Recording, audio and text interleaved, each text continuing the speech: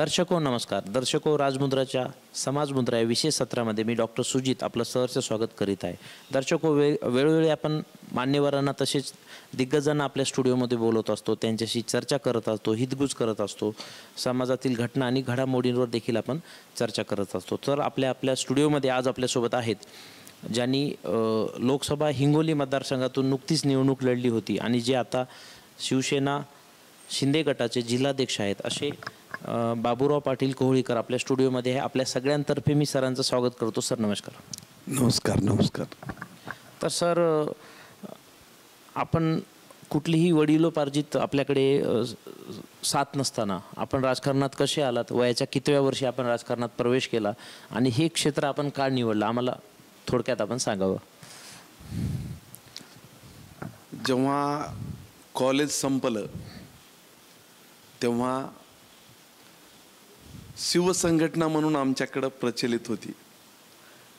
आम्हाला माहीत नव्हतं आम्ही काय होणार आहोत, परंतु बाळासाहेब ठाकरे यांचं नाव त्यावेळेस सुद्धा होतं आणि आज सुद्धा आहे. आणि आमचं बाळासाहेबाकडं आकर्षण वाढलं. महाराष्ट्रामध्ये शिवजयंतीसाठी सुरुवात कोण केली असेल तर ती शिवसेनेच्या बाळासाहेब ठाकरे यांनी. आणि त्याच्यामधूनच आम्ही शिवसेना, त्याचबरोबर शिवजयंत्या, गावापासून शिवजयंती सुरू केली, आजूबाजूच्या खेड्यात जाऊ लागलो आणि ह्याच्यापासूनच शिवसेना वाढविण्याचं काम आम्ही केलेलं आहे आणि तीच आमची सुरुवात आहे. बरं सर, आपण पहिली निवडणूक कधी लढवली होती आणि ती कोणती होती? खरं तर सुरुवातीला 1995ला जेव्हा सेना भाजपचं महाराष्ट्रात गव्हर्नमेंट आलं त्यावेळेस पहिले आमचे हदगाव विधानसभेचे आमदार सुभाषरावजी वानखेडे साहेब. त्यावेळेस मी गावाच्या बाहेरचा कार्यकर्ता नव्हतो, परंतु शिवसेनेचं आकर्षण असल्यामुळं आम्ही तिथूनच सुरुवात केलेली आहे. शिवसेनेच्या सन्माननीय सुभाषरावजी वानखेडे साहेबाला निवडून देण्याचं काम केलं आणि त्याचबरोबर पहिल्यांदा सरपंच, त्याच्यानंतर निवगा MP सोसायटीचा चेअरमन, त्याच्यानंतर 2002 ते 2012 पर्यंत सलग 10 वर्षे मी स्वतः ओपनच्या जागेवर जिल्हा परिषद सदस्य नांदेड निवगा विभागातून आणि गेल्या 25 वर्षापासून जिल्हा परिषद आमच्याकडेच आहे. गेल्या 25 वर्षापासून जी महाराष्ट्रात नाही तर नांदेड जिल्ह्यातली सर्वात जास्त कर्ज वाटप करणारी जी निवगा MP सोसायटी आपण म्हणतो ती सुद्धा 25 वर्षापासून आमच्याच ताब्यात आहे. त्यानंतर 2009ला विधानसभा लढवली. महाराष्ट्र राज्याचे तत्कालीन मुख्यमंत्री अशोकराव साहेबामुळं नांदेड जिल्ह्यातल्या 9ला 9 सेना भाजपच्या सीटा हरल्या होत्या. त्याच्याच मी सुद्धा निवडणूक हारलो. त्याच्यानंतर 2014ला मी माझा आलेला B.Pharm सर्वसाधारण परिस्थिती होती आणि 2009ला दिलेला शब्द 2014ला खरा करून दाखवला आणि माझा B.Pharm आष्टीकर साहेबांना दिला.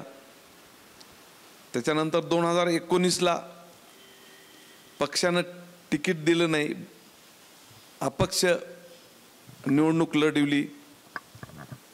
तेव्हा मला 61,000 मतं पडले होते. परत 2024ला लोकसभा सुरू झाली आणि ह्या लोकसभेमध्ये खरं तर मला ध्यानात मनात कुठलंच काही कारण नव्हतं, परंतु हेमंत भाऊचं तिकीट ऐनवेळी कटल्याच्या नंतर माझं नाव पुढं आलं आणि मी लोकसभा सुद्धा लढवली. बरं सर, आताच आपण बोलत की अचानक आपल्याला ध्यानीमनी नसताना सुद्धा आपल्याला तिकीट देण्यात आलं, तर हा नेमका प्रकार कसा झाला? कारण हेमंत भाऊला पक्षाने अधिकृतरित्या तिकीट दिलं, त्यांनी प्रचार देखील सुरू केला, आठवडाभर त्यांचा प्रचारही चालला. अचानक असं काय घडलं महायुतीमध्ये की हेमंत भाऊचं तिकीट मागं घेण्यात आलं आणि अचानक आयत्या वेळी आपल्याला उमेदवारी देण्यात आली? कारण अनेक लोकांना हा प्रश्न पडला की नेमकं कसं घडलं. आता आपण स्वतः याचे साक्षीदार आहात, शिवसैनिक आहात, आपण याचा खुलासा करावा. नाही, ह्याच्याबद्दल तर मला काहीच माहीत नाही.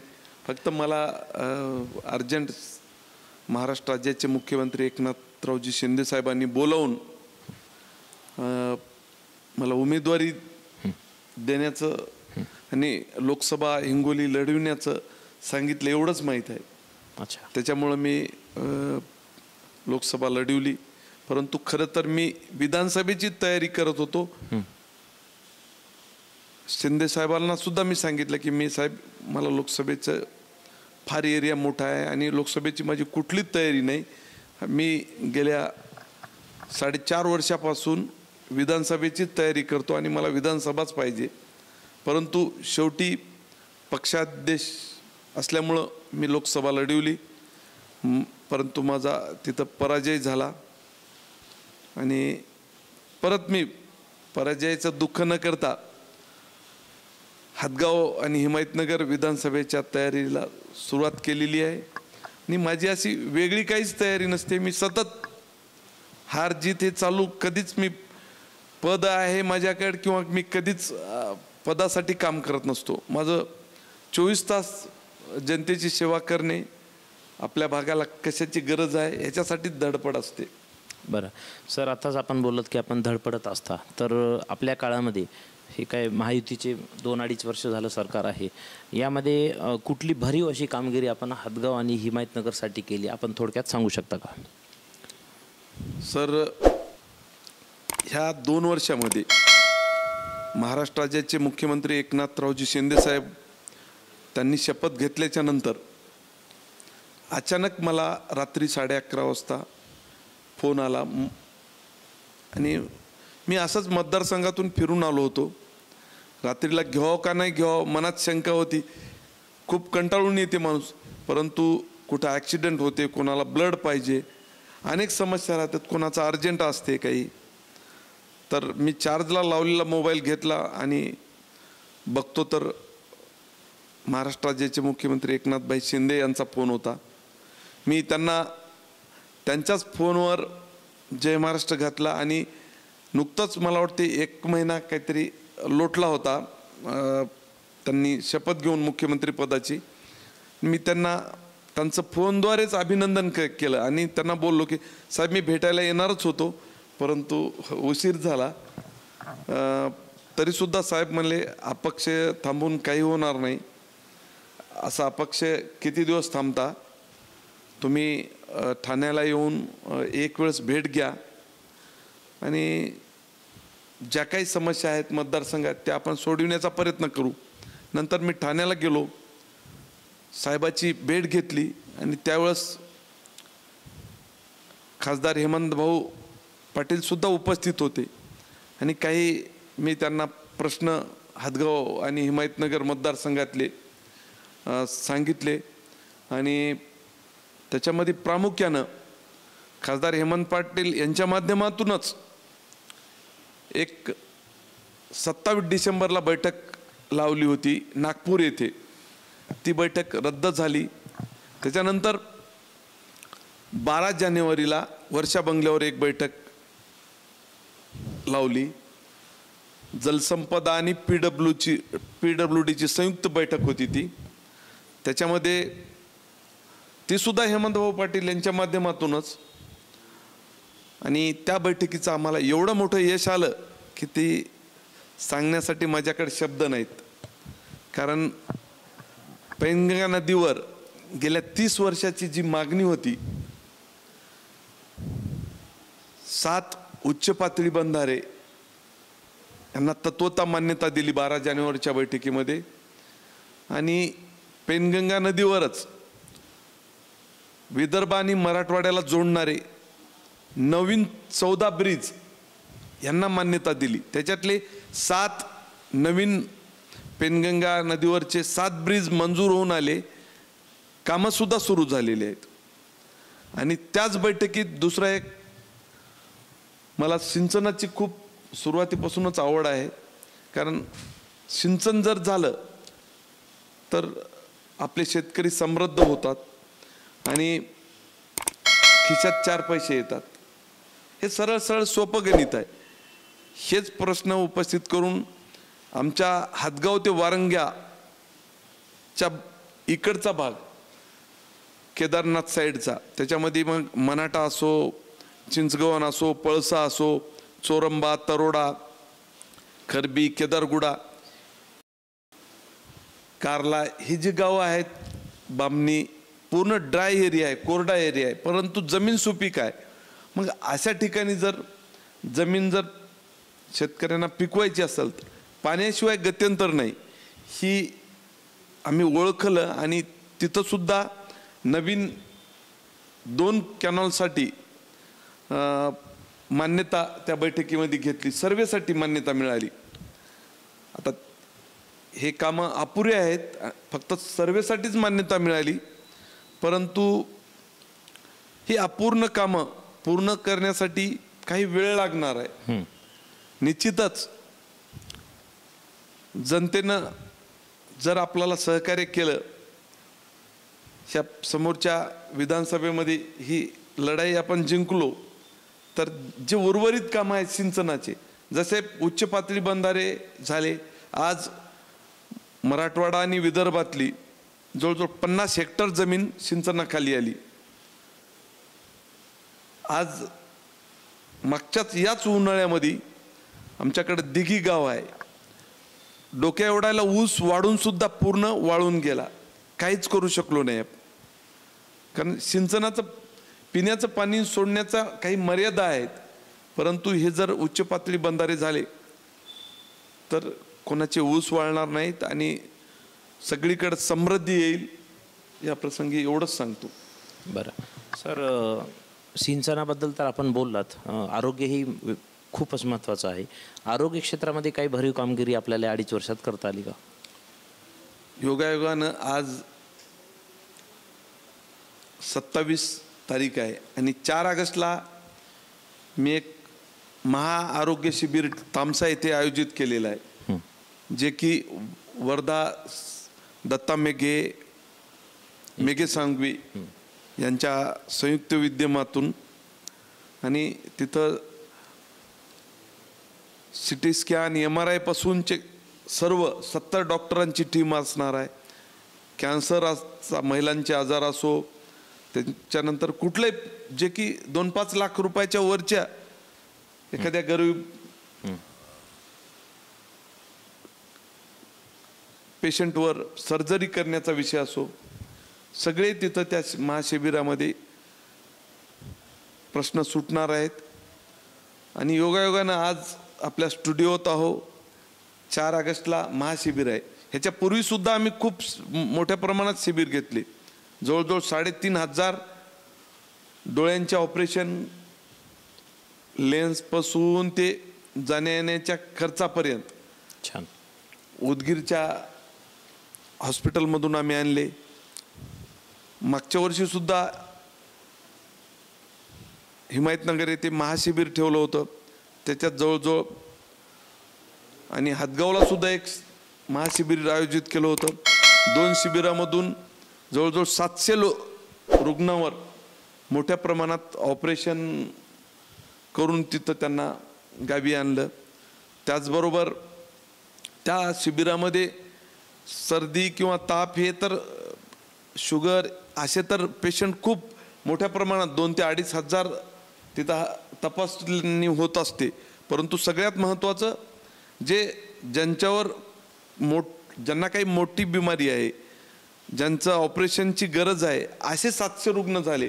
आणि उद्याच्या सुद्धा शिबिरामध्ये मोठ्या प्रमाणात रुग्ण येणार आहेत. आणि सगळ्यात मोठा विषय, मला आरोग्याची सुद्धा सिंचना एवढीच आवड आहे. मी जवळजवळ महाराष्ट्र राज्याचे मुख्यमंत्री एकनाथभाई शिंदे आणि खासदार हेमंतभाऊ पाटील यांच्या माध्यमातून विशेष बाब म्हणून हदगाव आणि हिमायतनगर विधानसभेमध्ये 2 आर्यच ग्रामीण रुग्णालय 30 बेडचे तामसा येथे 1 आणि निवगा बाजार येथे 1, त्याचबरोबर 2 प्राथमिक आरोग्य केंद्र तळणी आणि 1 प्राथमिक आरोग्य केंद्र मनाठा येथे, म्हणजे विशेष बाब म्हणून 4 हॉस्पिटल आम्ही मंजुरी आणली आणि लवकरच त्यांच्या इमारतीच्या कामाला सुद्धा सुरुवात होणार आहे. त्याच्यामुळं मला तरी वाटते आज ह्या गेल्या 2 वर्षामध्ये 4 हॉस्पिटलमध्ये फार मोठी आमच्यासाठी ही म्हणजे आणि गरजूसाठी रुग्णासाठी खूप मोठी बाब आहे. बरोबर. बरं सर, काही बंधारे वगैरे काही येणार आहेत का आपल्या परिसरामध्ये? ते बंधारे म्हणजे तुम्हाला आत्ताच सांगितलं की पेनगंगा नदीवर उच्च पातळी बंधारे सुरुवात सुद्धा झालेली आहे. काहीचे टेंडर लेवलला आहे, काहीच्या वर्क ऑर्डर निघाल्या आणि त्याच्यामधून 50 हेक्टर जमीन सिंचनाखाली येणार आहे. बरं सर, हिमायतनगर आणि हदगाव मतदारसंघामध्ये आदिवासी समाज पण बऱ्यापैकी येतो, तर त्यांच्यासाठी सरकारने काही योजना दिलेली आहे का? गेल्या 2 वर्षात आदिवासी बांधवासाठी तुम्ही प्रश्न जे केला ते अतिशय योग्य आहे. आदिवासी बांधवासाठी आम्ही जवळजवळ 200 कोटी रुपयाचे केवळ आदिवासी बहुल एरियामध्येच निधी आणलेला आहे. खासदार हेमंत पाटील यांच्या माध्यमातून आणि महाराष्ट्र राज्याचे मुख्यमंत्री एकनाथरावजी शिंदे साहेब यांच्या माध्यमातून त्याच्यामध्ये आदिवासी विभागातले बंधारे असतील, काही रस्त्याचे कामं असतील, काही हिमायतनगर तालुक्यामध्ये आदिवासी मुलामुलीसाठी आश्रमशाळा म्हणजे निवासी आणि हदगावला सुद्धा आणण्याचे प्रयत्न चालू आहे. परंतु हदगावला जागा उपलब्ध नसल्यामुळं जागा वर्ग करण्यासाठी किंवा एखाद्या गायरानातली जागा हँडवर्क करण्यासाठी जोपर्यंत जागा मिळत नाही, जागेचा नोटीस मिळत नाही, तोपर्यंत वरून मंजुरी मिळत नाही. परंतु मी एकदा घेतलेला हाती कुठलाही प्रोजेक्ट असो त्याला 100% जोपर्यंत होत नाही तोपर्यंत माझी धडपड चालूच असते. आणि त्यांच्या माध्यमातूनच जसं हिमायतनगरला निवासी मुलामुलींचं वसतिगृह आम्ही मंजूर करून आणलं इमारतीसाठी, त्याच धर्तीवर हदगावला सुद्धा आणण्याचा प्रयत्न करू. आणि ज्या काही दुसऱ्या आदिवासी विभागातल्या समस्या आहेत ते सोडवण्याचा माझा निश्चितच प्रयत्न राहील. एवढंच नाही तर आदिवासी विभागामध्ये आणि कुठल्याही खेड्यामध्ये 50,000 रुपये हे टेंट मंडप डेकोरेशन याच्यावर खर्च होते. माझा एकच ध्यास आहे की आम्ही 2 ठिकाणी आता कामं चालू झालेली आहेत.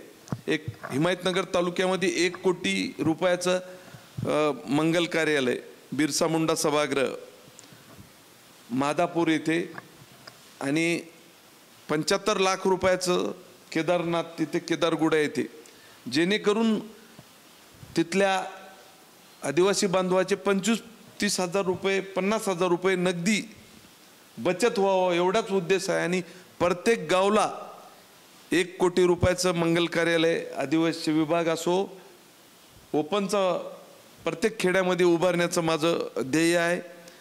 आम्ही सर्वात मोठं एक सभागृह भानेगावला आणलं 2,68,00,000 रुपयाचं. आज काम प्रगतीपथावर आहे. कामारी येतं 1 ते 1.25 कोटी रुपयाचं मंगल कार्यालय घेतलं, दुधडला घेतलं. असे बऱ्याच ठिकाणी आहेत जिथं जिथं आम्ही रस्त्या नाल्यापेक्षा रस्त्या आजचा उद्या उकडणार आहे, परंतु याच्यात प्रत्यक्ष गाववाल्याला 50,000ची मदत होते एवढाच आमचा उद्देश आहे. आणि ती बचत होते शेतकऱ्यांची, गावकऱ्यांची. त्याच्यामुळं प्रत्येक गावला एक सभागृह, एक मंगल कार्यालय असलं पाहिजे सार्वजनिक. हे माझं ध्येय आहे आणि प्रत्येक गावाला आणण्याचा मी प्रयत्न करेल.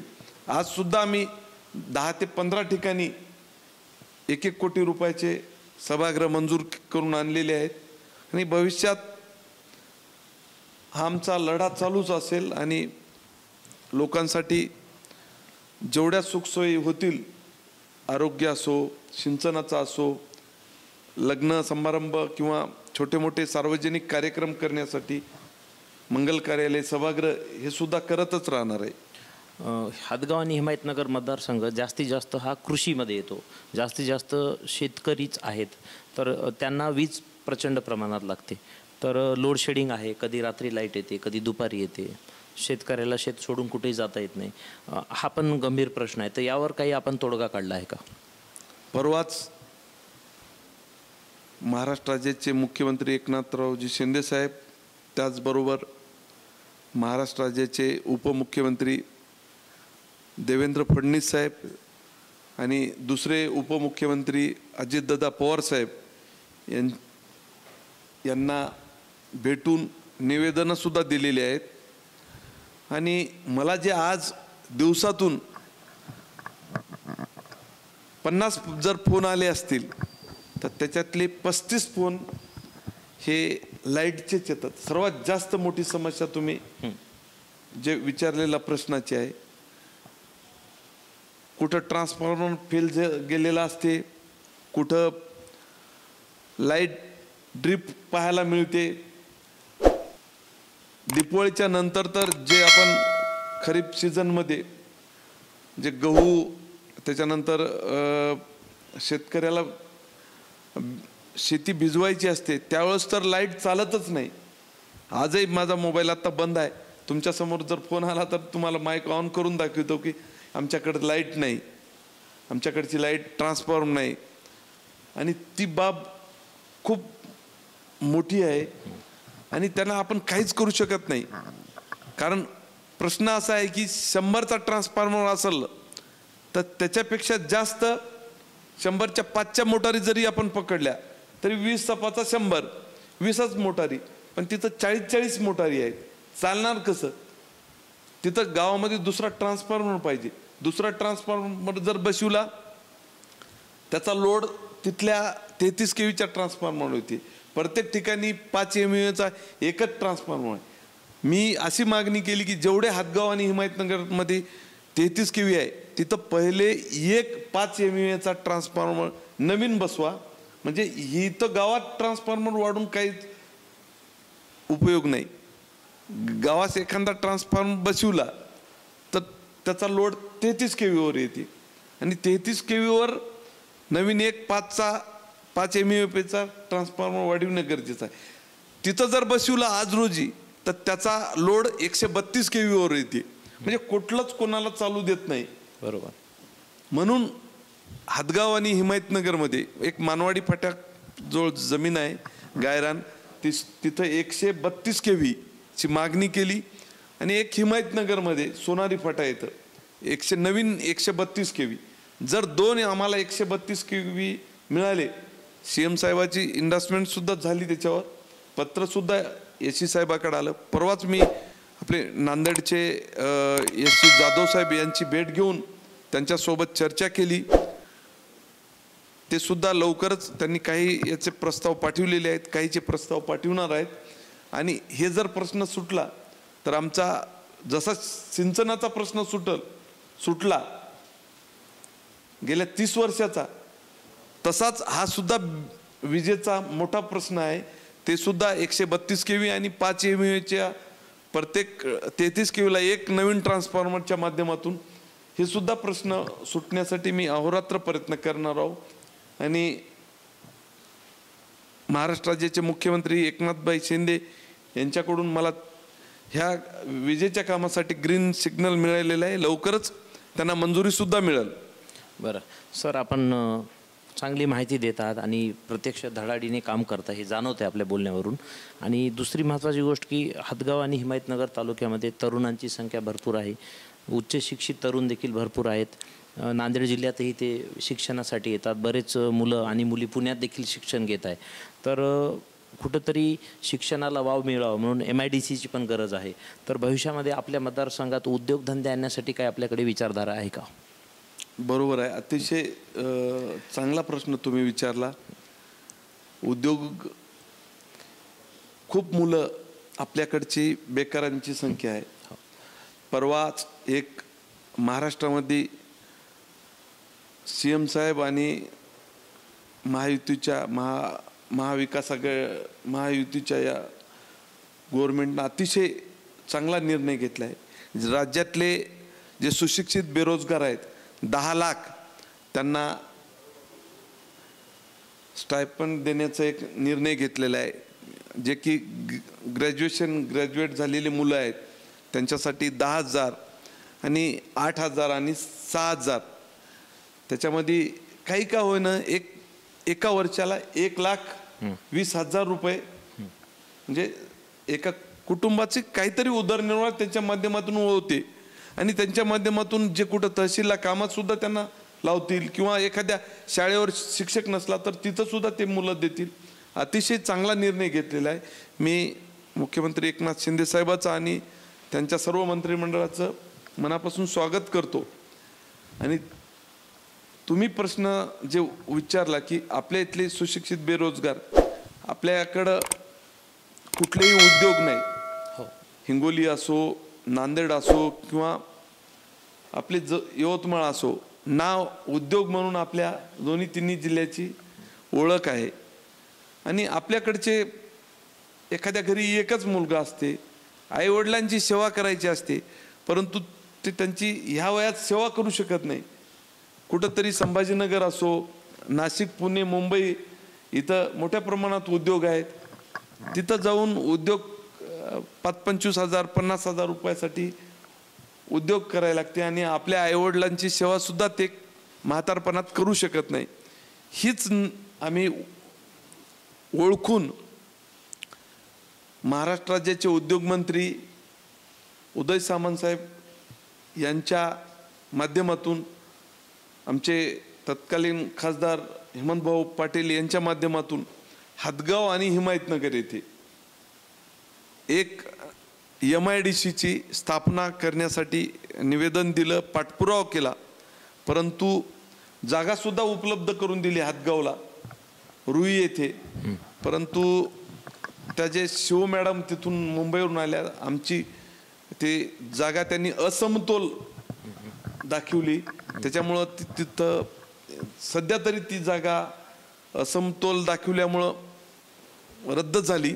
परंतु मी निश्चित तुम्हाला आपल्या राजमुद्रा चॅनलच्या माध्यमातून मी शब्द देतो आपणा समोर की येणाऱ्या काळामध्ये कुठल्याही परिस्थितीत ती समतोल जमीन आहे त्याचं सपाटीकरण करून आम्ही तिथं MIDCची स्थापना करून जे सुशिक्षित बेरोजगार आहे त्यांच्यासाठी छोटे मोठे लघुउद्योग करण्यासाठी, जे की हदगावपासून 6 किलोमीटर आहे, तिथं MIDCची स्थापनेसाठी मंजुरी निश्चित आणणार, एवढं मी या प्रसंगी सांगतो.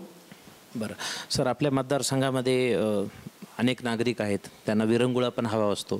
शिक्षण आहे, सिंचन आहे, शेती आहे, वीज आहे, याशिवाय काही उद्यानाचे काही संकल्प आपल्याकडे आहेत का? कारण की इस्लापूरलाच लोक फिरायला जातात रविवारी, आपल्याकडे उद्यानं नसल्यामुळे. तर थोडं नागरी जीवनाची अवस्था पण चांगली व्हावी यासाठी काही उद्यानाचा संकल्प आपल्याकडे आहे का? बरोबर आहे.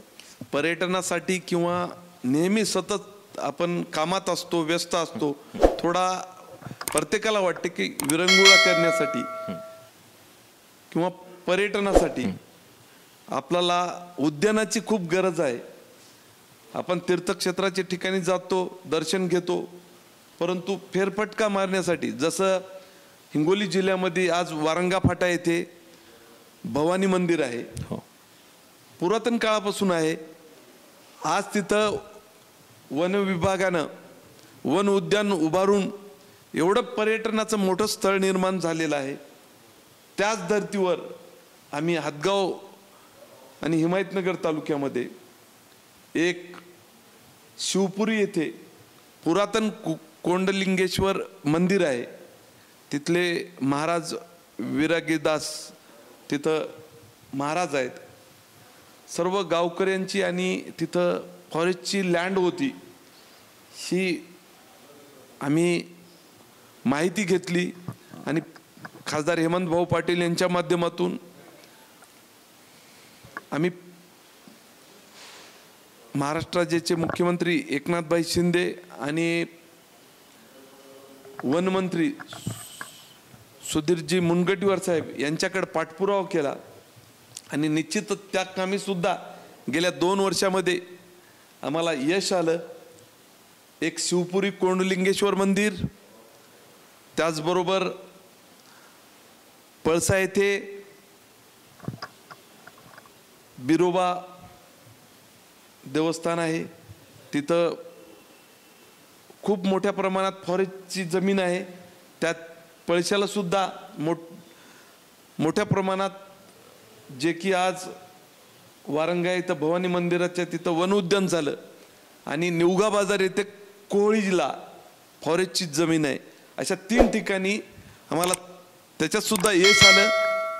गेल्या हप्त्यामध्येच आम्हाला त्याच्यामध्ये तत्वता मान्यता मिळाली आणि लवकरच ते सुद्धा वन उद्यान हातगाव तालुक्यामध्ये आणि हिमायतनगर तालुक्यामध्ये या तिन्ही देवस्थानच्या ठिकाणी चालू होणार आहे आणि याच्यात सुद्धा आम्हाला खूप मोठ्या प्रमाणात यश आलं.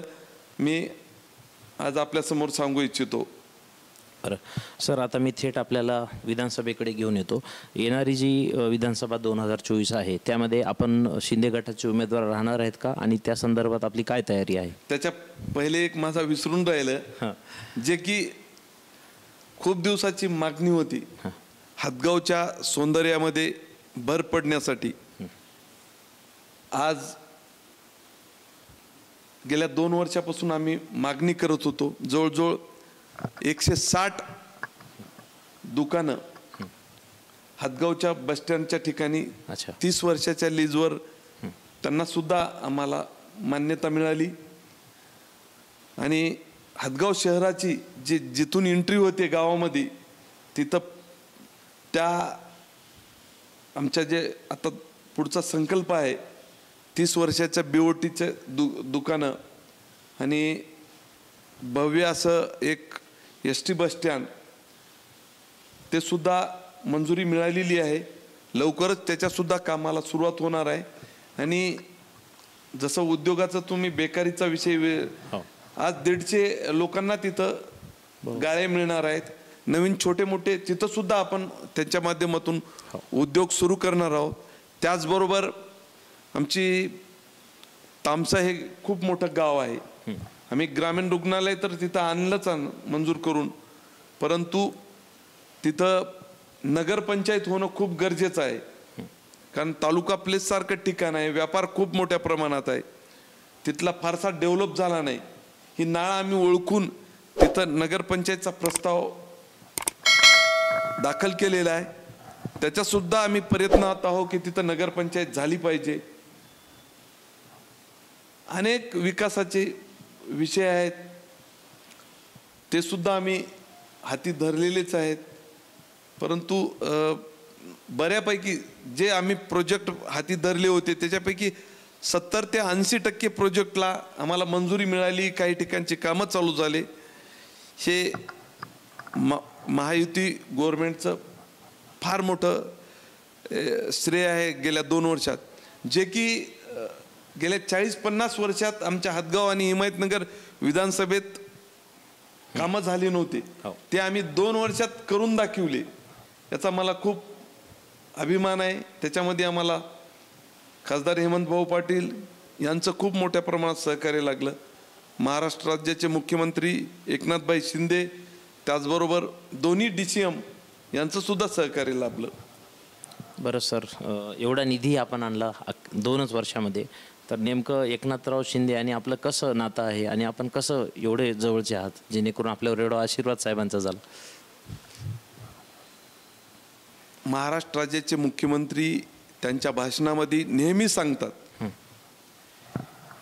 हे सरकार सर्वसाधारण जनतेचं आहे आणि त्यांच्या माध्यमातूनच त्यांनी सुरुवातच अशी करतात की हे सर्वसाधारण लोकांचं सरकार आहे आणि म्हणूनच सर्वसाधारण लोकांसाठी काल जे लाडकी बहीण म्हणजे महिन्याला 1500 रुपये आणि वर्षाला 18,000 रुपये, आज एक भगिनी घरात 2-3 एका कुटुंबात 2-3 महिला असतात, आज 18,000 रुपये म्हणजे एक कुठलंही काम त्याच्या माध्यमातून होऊ शकते. विरोधक त्याच्यावर टिंगल टवाळ्या करायले, परंतु त्यांना गोरगरिबाची जाणीव नाही ना. जे की महाराष्ट्राचे मुख्यमंत्री एकनाथभाई शिंदे यांच्या गव्हर्नमेंटनं जे हे निर्णय घेतलेला आहे ते अतिशय चांगला आहे. आणि त्याचबरोबर ते एका वर्षाला 3 गॅस सिलेंडर देणार आहेत, हे सुद्धा खूप चांगला निर्णय आहे. एका कुटुंबात 2-3 जर 3 तर महिला 3 कुटुंब एकत्रित राहतातच, तर आज 9 गॅस मिळाले वर्षाला. तर हे म्हणजे त्यांच्या बोलण्याचा अर्थच आहे की हे सरकार, हे गव्हर्नमेंट सर्वसाधारण जनतेचं आहे आणि म्हणूनच हे जनतेसाठी निर्णय त्यांनी घेण्याचा सपाटाच लावलेला आहे. बरं सर, आपण 2024 विधानसभेसाठी इच्छुक आहात का आणि आपली त्या संदर्भात काय तयारी आहे? खरं तर मी पहिल्यांदा सुद्धा सांगितले आहे की मी 2019ला सुद्धा अपक्ष लढलो होतो. 6,500 माझा पराजय झाला होता. मला म्हणजे जिंकण्यासाठी 6,500 पाहिजेत होते, परंतु अपक्ष असल्यामुळं प्रत्येक पार्टीचे हे 25,000 मतं ठरलेले असतात, कुठलीही पार्टी असो. आणि त्याचाच मला मागच्या वेळेस फटका बसला. परंतु मी शिवसेनेत असून असा कधीच विचार सुद्धा केला नाही की दुसऱ्या पार्टीत जाण्याचा. मला आत्मविश्वास होता एक दिवस मला धनुष्यबाण मिळेलच. आणि योग असा की मला 2024ला सुद्धा मी माझ्या गाडीवरचा वाघाचं जे आमचं सिम्बॉल आहे ते सुद्धा काढला नव्हता. परत जय महाराष्ट्र नाव सुद्धा खोडलं नव्हतं. माझ्या तक्रारी सुद्धा झाल्या होत्या. अपक्ष असून सुद्धा बंडखोरी करून सुद्धा गाडीवरचे त्यांच्या आज भगवा टॉवेल घालून वापरतात. त्यांच्या गाडीवर सिम्बॉल आहे, जय महाराष्ट्र आहे.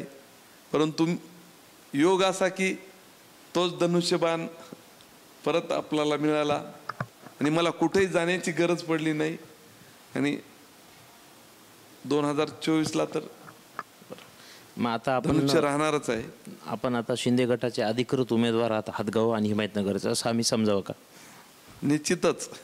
बरं सर, मग आपण उमेदवार म्हणून पुढचं काय व्हिजन आहे आपल्या विधानसभा मतदारसंघात? कारण आपण लोकसभा लढलेली आहे, आपल्याला सगळेच तालुके माहीत आहेत, जवळपास 6 तालुके असतात. तर स्पेशली हातगाव आणि हिमायतनगरमध्ये आपलं काय व्हिजन आहे किंवा आपला जाहीरनामा काय असेल?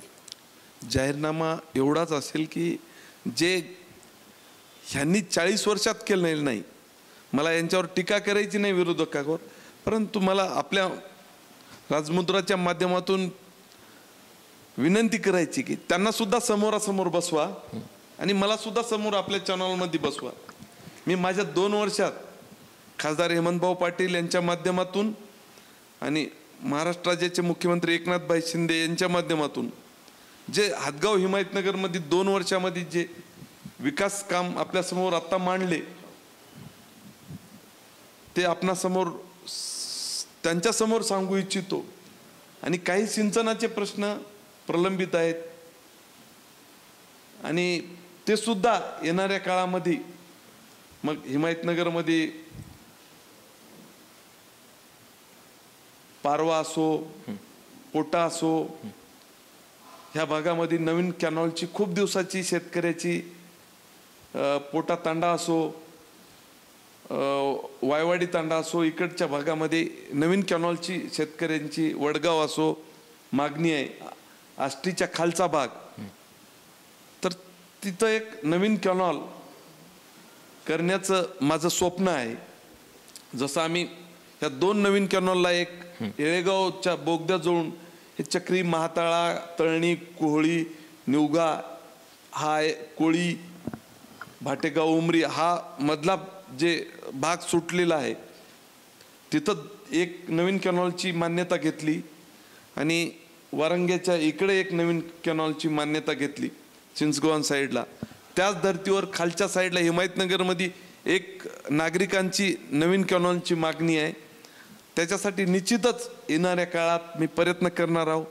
पद असो वा नसो, करणाऱ्या माणसाला केव्हाही साथ मिळत असते आणि ते आम्ही करून दाखवलेलं आहे. त्याच्यामुळं जे माणूस मेहनत करतो त्याला निश्चितच यश येते. आज मी अभिमानानं सांगू इच्छितो की मोपलवार साहेब आमचे तामशाचे भूमिपुत्र आहेत. ते जीवन प्राधिकरणला सेक्रेटरी होते. त्यांच्याकडे मी एक हा विषय जे वॉटर ग्रीड योजना आहे ते विषय घेऊन गेलो होतो. याच्यामध्ये त्यांनी जे सहकार्य केलं त्यांच्यामुळंच ती माझीच संकल्पना आहे. त्यांच्यामुळंच आज जी वॉटर ग्रीड चालू आहे हदगावमध्ये, आता ते कशी व्हायली काय व्हायली पुढं त्या लोकांना पाणी मिळते की नाही, परंतु संकल्पना ही माझीच आहे. त्या कामी मला तत्कालीन आमदार नागेश पाटील आष्टीकर यांनी सुद्धा खूप सहकार्य केलं होतं. त्यांच्या काळात खूप पुढं गेली, परंतु मध्यंतरी त्यांचं आमचं पटलं नसल्यामुळं मला पाठपुरावा करता आला नाही.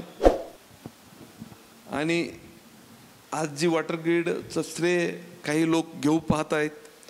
ठीक आहे, श्रेय जरी घेत असले तरी कामाचा दर्जा सुधारला पाहिजे.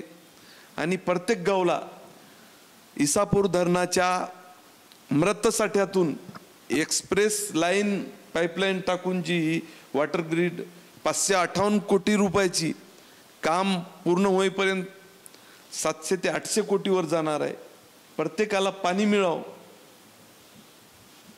हीच माझी इच्छा आहे.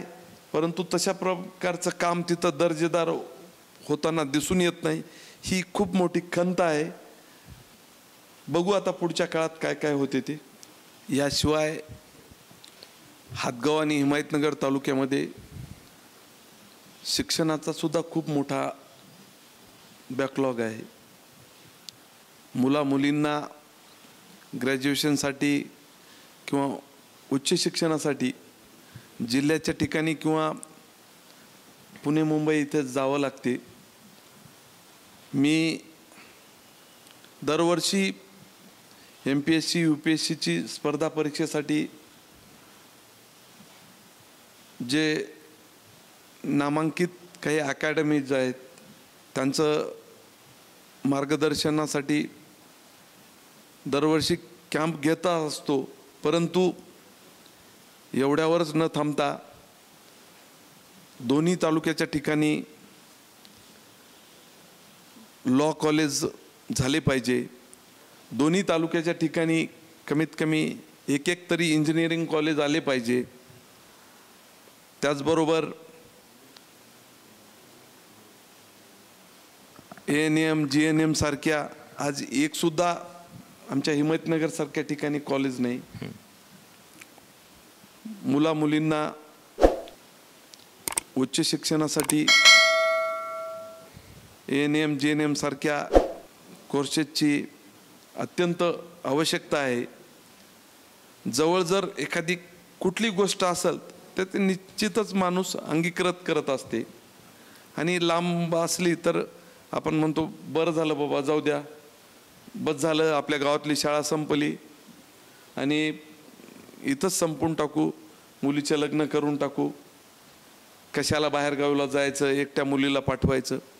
ही एक कुठल्याही आईवडिलाचा खेड्यातल्या तरी त्यांच्या मनामध्ये एक गूढ असते की बाबा नको, जवळच शिक्षण असलेलं बरं. आणि मी निश्चित आपणासमोर शब्द देतो की येणाऱ्या काळामध्ये निश्चितच जे उच्च शिक्षण आमच्या हातगाव आणि हिमायतनगर तालुक्यामध्ये नाही याच्यावर माझा भर देण्याचा निश्चितच प्रयत्न असेल. शेतकऱ्याच्या संदर्भामध्ये विजेचा प्रश्न आपण मध्ये मांडला होता, तर त्यासाठी काही योजना आहेत, जसं पंप आहेत, सौर पंप वगैरे, त्यासाठी आपल्याला काही काम करता येईल का? खरं तर परत एकदा महाराष्ट्र गव्हर्नमेंटचं आणि माननीय नामदार मुख्यमंत्री एकनाथभाई शिंदे यांचं मी परत एकदा अभिनंदन करतो. मागल त्याला सौर ऊर्जेचा पंप, मागल त्याला विहीर. पहिले 2-5 गावाला विहीर भेटायच्या. केवढं मोठं छोटं 500 घराचं जरी एखादं खेडं असेल आणि 10,000 लोकवस्तीचं एखादं गाव असेल, खेडा असेल, तर त्या गावाला 5च विहिरी आणि छोट्या गावाला सुद्धा 5च विहिरी. परंतु या गव्हर्नमेंटनी, महायुतीच्या गव्हर्नमेंटनी असा निर्णय घेतलेला आहे की मागेल त्याला विहीर, मागेल त्याला सौर पंप, आणि निश्चितच चालूसुद्धा झालेली आहे. मी महाराष्ट्र राज्याचे मुख्यमंत्री यांचं मनापासून अभिनंदन करतो. बरं सर, आपल्या शेतकऱ्यांसाठी हा खूप महत्त्वाचा विषय त्यांनी हाताळलेला आहे. बरं सर, त्याचबरोबर शेतकऱ्यांना पुढचे इथून पुढं 7.5 HP पर्यंतच्या सर्व मोटार पंपांना मोफत वीज देण्याचा सुद्धा निर्णय घेतलेला आहे.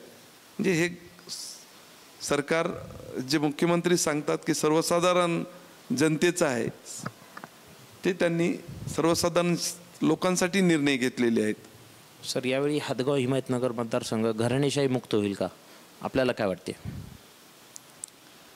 घराणेशाही 40 वर्षाचं वैर, पण वडिलोपार्जित जे वैर होतं कधीच बनायचं नाही. ते विसरून कालची लोकसभा हदगाव आणि हिमायतनगरमध्ये तुम्ही बघितलं असेल, तर केवळ माझ्यासाठी सर्वसाधारण कुटुंबातला एक माणूस पुढं चालला, त्यांच्या हातून कामं व्हायले, एवढाच उद्देश त्यांनी ठेवून, यांनी तर कधी पद खूप घेतले. दोघांचे वडील आमदार होते, दोघे आमदार आहेत, तरी सुद्धा सर्वसाधारण माणसाला पुढं येऊ द्यायचं नाही. एकाने खासदारकी आणि एकाने आमदारकी. 40 वर्षाचं यांचं वैर यांनी संपून एका गाडीतून प्रचार केलेला आहे. परंतु जनतेला माहीत आहे यांना जे पद पाहिजे ते ऐशारामासाठी पाहिजेत, आणि आम्हाला जे पद नसतेवळच, कुठलंही माझ्याकडे पद नसतेवळच, आज जे हदगाव आणि हिमायतनगरमध्ये आम्ही एवढे, जे की 30 वर्षापासून प्रलंबित लोकांच्या मागण्या होत्या, ते विषय आम्ही मार्गी लावलेले आहेत. जनतेला सर्वच माहीत आहे कोण कामं करतो, कोण ऐशारामासाठी पद घेतो. आणि निश्चितच मला विश्वास आहे की कालच्या वेळेस सुद्धा लोकसभेमध्ये मी कुठल्याच गावला न जाता सर्व कार्यकर्त्यांनीच आमचा प्रचार केला. परंतु आज हदगाव तालुक्यामधूनच तर मला लीडच आहे, परंतु हिमायतनगर तालुक्यातून थोडंसं 1600 मतानं मायनस आहो. ती सुद्धा एकाही गावला न जाता ही भरभरून यश दिलं. ती माझ्या 2 वर्षात केलेल्या कामाची पावतीच आहे, हे मला निश्चित आहे. आणि येणाऱ्या काळामध्ये सिंचन असो, शिक्षणात असो, उद्योग असो, हे जे जनतेचे विषय आहेत ते निश्चितच मी मार्गी लावण्याचा प्रयत्न करणार आहे. काही अपुरे प्रश्न आहेत ते सोडवण्यासाठी निश्चित प्रयत्न करणार आहे. मला खात्री आहे की माझ्याकडे पद जरी नसलं तरी मी हे प्रश्न सोडू शकतो, कारण मी गेल्या 30 वर्षामध्ये याच्यामध्ये जनतेमध्येच आहे. त्याच्यामुळं जनतेच्या गरजा मला माहीत आहेत, जनतेचे प्रश्न मला माहीत आहेत. म्हणूनच मला आत्मविश्वास आहे की मी हे लोकांचे प्रश्न निश्चितच सोडू. मी कधीच राजकारण केलेलं नाही, मी राजकारणापासून कोसो दूर आहो, परंतु जनतेचे प्रश्न माहीत आहेत, ते सोडवण्यासाठीच मी अहोरात्र माझी धडपड असते. आणि मला याच्यात गेल्या 2 वर्षात खासदार हेमंतभाऊ पाटील यांच्या माध्यमातून आणि महाराष्ट्र राज्याचे मुख्यमंत्री एकनाथभाई शिंदे यांच्या माध्यमातून जे हदगाव आणि हिमायतनगरमध्ये कामाचं यश आलं ते यांच्या 40 वर्षात सुद्धा मी परत एकदा सांगतो की तुमच्या माध्यमातून त्यांना इथं आपल्या स्टुडिओमध्ये राजमुद्राच्या माध्यमातून बोलवा.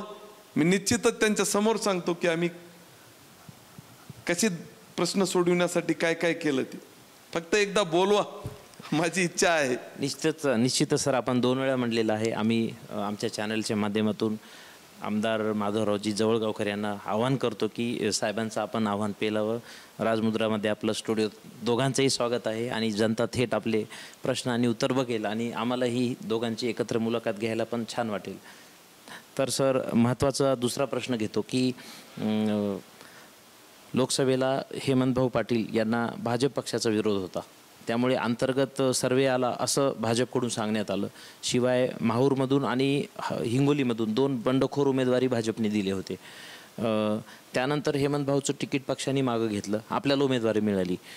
यावेळी भाजप आपल्याला मदत करेल का? कारण आता विधानसभा आहे, तर आपले भाजपमध्ये कसे संबंध आहेत आणि त्यांचा आपल्याला मदत होईल का तोटा होईल, काय सांगता? नाही, सर्व कार्यकर्त्यासोबत माझे भाजपच्या अतिशय चांगले संबंध आहेत. मी राजकारण आताही सांगितलं आपल्याला, राजकारण कधीच करत नसतो. विलक्षण झालं की संपलं. कोणी विरोधक आहे किंवा कोणी माझ्या बाजूने आहे, माझं काम 24 तास चालू असते. आरोग्याचा असो विषय, शैक्षणिक विषय असो किंवा सिंचनाचा विषय असो, माझी ही धडपड चालूच असते. त्याच्यामुळं मी राजकारण विलक्षण संपलं की दुसऱ्या दिवशी कामाला लागत असतो. त्याच्यामुळं मला बरं सर, आपण अहोरात्र झटताना आम्ही पाहतोय, आपल्या बोलण्यावरून तसं दिसत आहे. तर राजकीय आणि सामाजिक जीवनामध्ये आपलं शेड्यूल कसं असतं आणि आपलं दिनचर्या काय असते आणि आपलं आरोग्य आपण कसं सांभाळता? कारण की एवढं ॲक्टिव्ह राहणं, एवढ्या कमी वेळात एवढे कामं करणं हे तर शक्य नाही. तर आपल्याकडून बऱ्याच जणाला माहिती मिळेल, आपण सांगावं. आज जे आपल्या स्टुडिओमध्ये आलो ते सुद्धा श्री श्री रविशंकर गुरुजी यांचं योगाचं शिबिर आयोजित केलं होतं आणि आज शिबिराचा 6वा दिवस सांगता करूनच आपल्या स्टुडिओमध्ये आलेलो आहोत. सकाळी 5:30 ते 8:30 पर्यंत आमच्या हदगाव येथील हायटेक रिसॉर्ट इंग्लिश स्कूलच्या बाजूला त्यांचं रिसॉर्ट आहे, तिथं आम्ही श्री श्री रविशंकर गुरुजीचं योगाचं शिबिर आयोजित केलं होतं. महेश महाराज यांच्या माध्यमातून ते संपूर्णच सांगता त्याची आज होती. सकाळी मी राज्यराणीनं 7 वाजता नांदेडला उतरलो आणि शिबिराच्या ठिकाणी पोहोचलो. शिबिर आटपून परत नांदेडला आलो. DPCची बैठक होती. पालकमंत्री गिरीश महाजन साहेबांना एअरपोर्टला गुच्छ देऊन स्वागत केलं आणि परत आज आपल्या स्टुडिओमध्ये पोहोचलो. म्हणजे सकाळी 7 वाजल्यापासून ते रात्री 12 पर्यंत असा आमचा जनतेसाठी गेल्या 30 वर्षापासून अहोरात्र पूर्ण वेळ जनतेसाठीच असते आणि याच्या पुढे सुद्धा जनतेसाठीच देणार. बरं सर, आपले राजकीय गुरु कोण आहेत? माझे राजकीय गुरु, मला राजकारणाची ओढ लागली ती बाळासाहेबाच्या भाषणामुळं. आणि मी सुरुवातच बाळासाहेबाच्या भाषणं ऐकूनच शिवसेनेमध्ये वळलो. तेव्हापासून आजपर्यंत बाळासाहेबाच्या भाषणामुळं ऊर्जा मिळते.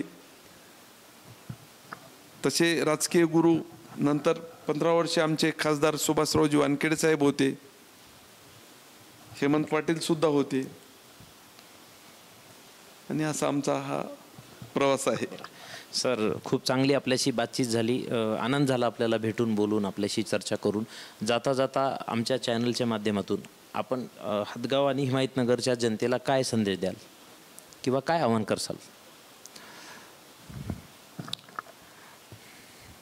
हदगाव आणि हिमायतनगरच्या जनतेला एवढीच विनंती करणार आहे, माझं तर कार्य अहोरात्र चालूच राहणार आहे, परंतु एखादं पद मिळाल्याच्या नंतर,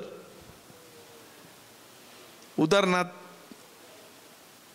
मंत्रालयात जायला 2-2 तास, आपण सर्वसाधारण माणसं आहो ना. हो. आणि तिथं आमदारांना किंवा माजी आमदारांना, खासदारांना, माजी खासदारांना यांनाच प्रवेश राहते. आपल्याला ताटकळत उभंच राहायला लागते ना. दररोजच्या दररोज गेट पास कशा आपण म्हणणार आहोत, कोणाकोणाला म्हणणार आहोत. ज्या ज्या वेळेस प्रश्न असतील, एखाद्या वेळेस आपल्याला ठामपणे अधिकाऱ्याकडं जसं पद असल्यावर आपण जाऊन बसतो, त्या पद्धतीनं बऱ्याच वेळेस अडचणी येतात प्रश्न उपस्थित करायला. बऱ्याच वेळेस म्हणजे लाईन लागलेली राहते, म्हणजे याच्यात बराच काही वेळ जाते. आणि एखादं पद जर माणसाकडे असेल तर ते निश्चितच प्रश्न सुटायला सुद्धा वेळ लागत नाही.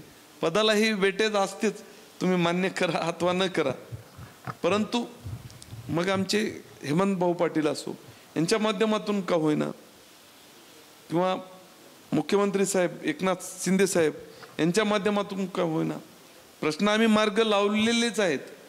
परंतु आपण स्वतः असल्यावर याच्यापेक्षाही आणखी ऊर्जा मिळते. राहिलेले जे हदगाव हिमायतनगरचे प्रलंबित प्रश्न आहेत, खूप प्रश्न आहेत, पद मिळाल्यावर निश्चितच सोडविण्यासाठी आपण आणखी ऊर्जा मिळते आणि आणखी प्रश्न उत्साहानं सोडविण्यासाठी प्रयत्न करू. एवढंच या प्रसंगी आपल्या राजमुद्राच्या माध्यमातून मी आपणास सांगू इच्छितो. बरं, तर हे होते हदगाव आणि हिमायतनगर विधानसभा मतदारसंघाचे शिंदे गटाचे भावी उमेदवार कोळीकर साहेब यांच्याशी आपण बातचीत केली. दर्शको, ही मुलाखत आपल्याला कशी वाटली? कोळीकर साहेबांना आपल्या या चॅनलच्या माध्यमातून जर आपल्याला काही प्रश्न विचारायचा असेल, काही आपल्या शंका असतील किंवा कुठले प्रश्न प्रलंबित असतील तर आम्हाला जरूर कमेंट करा. कमेंटमध्ये आलेले प्रश्न आम्ही जरूर साहेबांपर्यंत पोहोचू आणि आपला आवाज देखील आम्ही साहेबांपर्यंत पोहोचू शकतो.